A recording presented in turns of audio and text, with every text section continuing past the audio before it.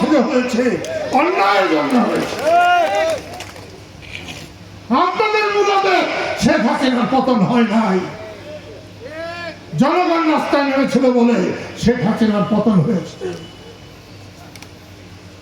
কিন্তু শেখ হাসিনার বিরুদ্ধে আপনারা যদি অন্যায় করতে যান, আমি কাদের সিদ্দিকী বেঁচে থাকতে তার বিরুদ্ধে দাঁড়াবো। আইনানুগ তার বিচার করুন, তাকে শাস্তি দিন, মাথা পেতে নেব। আর শেখ মুজিব আর শেখ হাসিনাকে এক করে দেখবেন না। মুক্তিযুদ্ধ বাংলাদেশ আর শেখ হাসিনাকে এক করে দেখবেন না।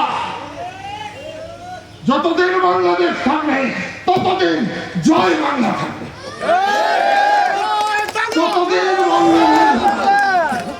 বঙ্গবন্ধু বাংলাদেশের পিতা থাকবে। শহীদ স্মৃতি উদ্যানে জয় বাংলা স্লোগান দেওয়ার কারণে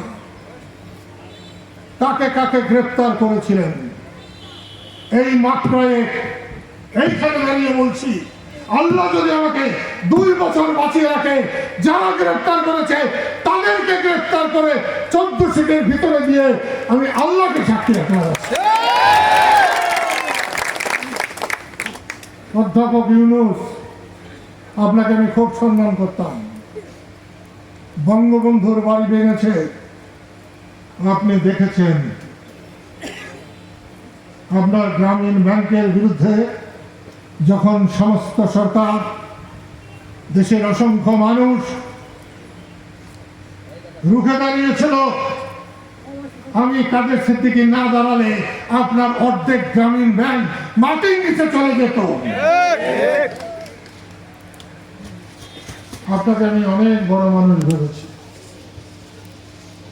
আপনার 1 বছরের শাসনে আমি সেটা আর হৃদয় থেকে ভাবতে পারছি না।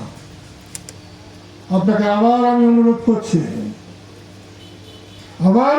করছি, ফেব্রুয়ারিতে ইলেকশন না দিলে আর ইলেকশন করাতে না পারলে শেখ হাসিনার চাইতে আপনার পরিণতি 10 গুণ খারাপ হবে। মুক্তিযোদ্ধাদের গায়ে হাত দেওয়ার চেষ্টা করবেন না।